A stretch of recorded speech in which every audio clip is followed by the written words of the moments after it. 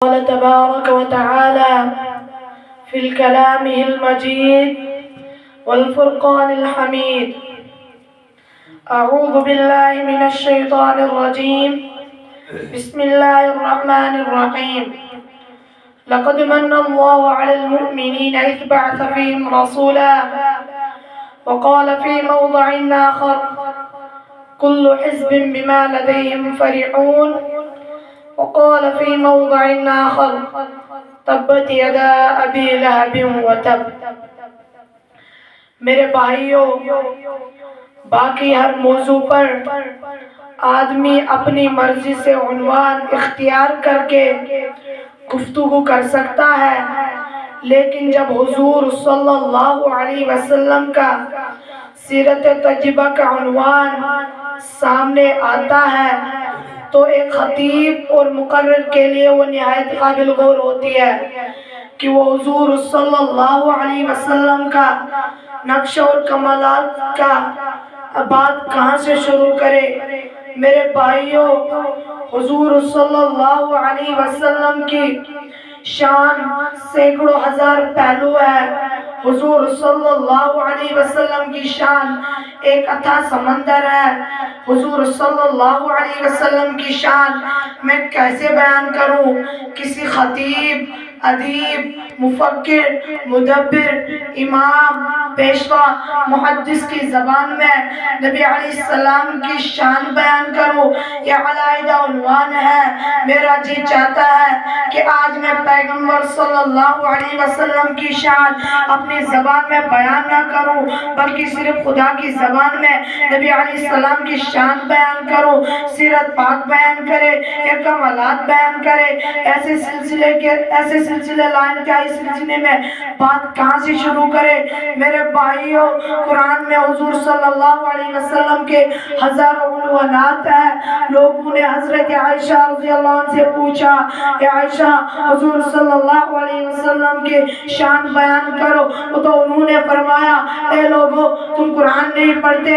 لوگوں نے کہا ہاں ہاں قرآن تو پڑھتے ہیں۔ تو عائشہ صدیقہ رضی اللہ عنہ نے فرمایا کان خلق القرآن، قرآن کھولو، قرآن کے ہر صفحے پر حضور کا حسن بکھرا ہوا ہے۔ حضور دنیا میں تشریف نہیں لائے تھے تو سیرت کا یہ علیحدہ عنوان ہے کہ حضور کے آنے سے پہلے حضور کی سیرت کیا ہے۔ حضور دنیا میں تشریف نہیں لائے تھے تو سیرت کا عنوان کیا ہے۔ حضور آئے تو کیا ہے۔ حضور مکے میں ہے تو مکے کی سیرت کیا ہے۔ حضور مدینے میں ہے تو مدینے کی سیرت کیا ہے۔ حضور بدر میں، احد میں، خیبر میں، تبوک میں، حنین میں کہاں کہاں پہنچے۔ ہر قدم پر، ہر علاقے میں، ہر بستی میں نبی علیہ السلام کی شان بیان کروں۔ میرا جی چاہتا ہے کہ آج میں پیغمبر صلی اللہ علیہ وسلم کی وہ حسن نظر خلاق جداد رسالت صلی اللہ علیہ وسلم کا نقشہ کھینچنے کے لیے کافی ہے اور اس کا ذکر کروں گا۔ میرے بھائیوں، عام طور پر ایک آدمی کہتا ہے کہ اگر کسی پر احسان کرے تو جتلایا نہ جائے۔ اگر تم کسی پر احسان کرتے ہو تو کیوں جتلاتے ہو؟ نیکی کر، دریا میں ڈال، احسان کرو، چھوڑ دو۔ اس بات کو کوئی آدمی اچھا نہیں سمجھتا کہ بار بار احسان کرے اور کیوں جتلائے۔ اللہ تعالیٰ کی قدرت کو دیکھو، قرآن پاک سارا بھرا پڑا ہوا ہے۔ سب سے قیمتی چیز کون سی ہے؟ انسان کے بقا کے لیے آپ بتائیں ہوا۔ اللہ تعالیٰ نے جس چیز کی سب سے زیادہ ضرورت تھی وہ سب سے زیادہ دے دی۔ اگر اللہ تعالیٰ ہوا کے پیسے لگا دیتا تو کوئی افورڈ کر سکتا؟ وہ ہوا کسی ایک آدمی کے لیے موقوف نہیں، وہ عام کر دیا۔ حتیٰ کہ باپ کو بھی اختیار نہیں دیا کہ بیٹے کو ہوا سے روک لے۔ باپ علیحدہ ہوا حاصل کر رہا ہے، بیٹا علیحدہ ہوا حاصل کر رہا ہے۔ سب سے قیمتی چیز ہوا ہے۔ دوسرے نمبر پر پانی، وہ بھی عام کر دیا۔ لیکن آپ پورا قرآن کھولے، جس چیز کے بغیر آپ ایک قدم بھی نہیں چل سکتے وہ عام کر دیا۔ دیکھیں تو اللہ تعالیٰ نے سورج کو اس کا نوکر بنایا۔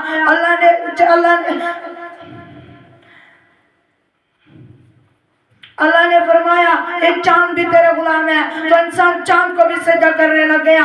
اللہ نے فرمایا ایک پہاڑ بھی تیرے غلام ہے، تو انسان پتھروں کو بھی سجدہ کرنے لگ گیا۔